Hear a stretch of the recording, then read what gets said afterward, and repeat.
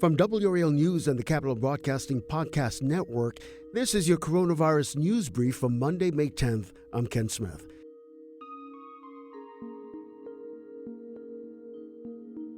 Other countries are slowly opening their doors to U.S. travelers.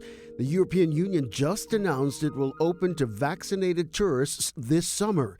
Are you ready to take an international trip? 5 on your side's Monica LaLiberte has the complicated list of caveats to help you decide. A Caribbean island, Greece, Central America, or how about Africa? Traveling right now is kind of a different experience if you're ready to go.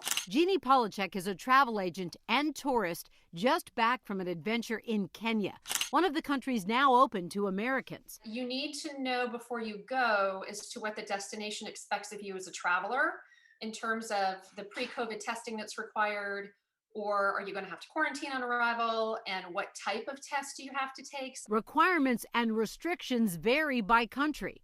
For example, immunized travelers to Bermuda must pay $75, be tested on arrival, quarantine while awaiting results, then test again on days 4, 8, and 14 of any visit.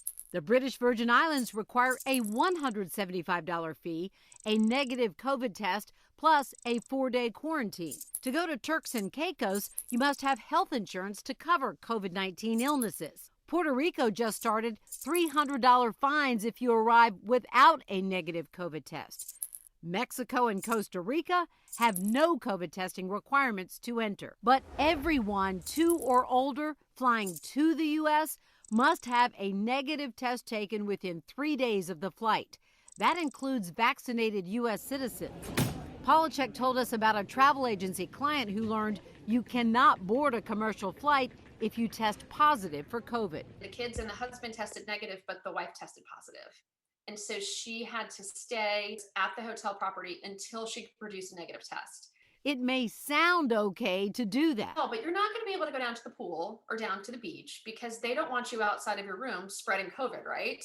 Ellen Dalbo is just back from the Dominican Republic. It really was an amazing experience. Her biggest surprise? How crowded the airport was. That was the only place I felt a little like, whoa, we need to back off, stay away from each other. At the resort, she was impressed with rooms sealed at check-in, as well as provided wipes, sanitizer, and masks. Even handed out masks if you walked up to the bar to get for a drink, or if you were sitting there without a mask, they would bring one over to you. Dalbo also saw how serious the island and many other countries are about COVID violations in what happened at a nearby public beach. So the government had come in with trucks and arrested people for being maskless and closer than 6 feet apart. On Polachek's trip, along with constant hand washing, suitcases were sanitized. And while they were both able to move around, know that some countries are still under lockdown and curfew. That's why Polachek and Dalbo both recommend travelers constantly research since COVID rules change almost daily. The devil is in the details right now when you travel. Thanks for listening. And a little plug here. You can listen to complete WRAL newscasts in podcast form. Subscribe to WRAL News Daily wherever you listen to podcasts. We post 5 newscasts each weekday and 2 on weekends.